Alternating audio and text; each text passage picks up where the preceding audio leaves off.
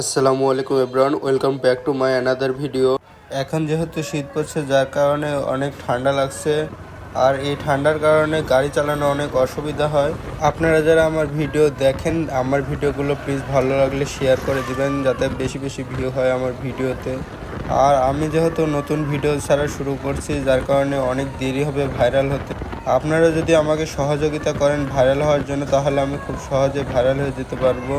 এর আগেও মূলত আমি অনেক ভিডিও ছাড়ছি, বাট ভিডিওগুলো ভাইরাল করতে পারিনি, আমি সেই পেজগুলোতে গ্রো করতে পারিনি, যার কারণে আজকে আবার নতুন করে ভিডিও ছাড়া শুরু করছি।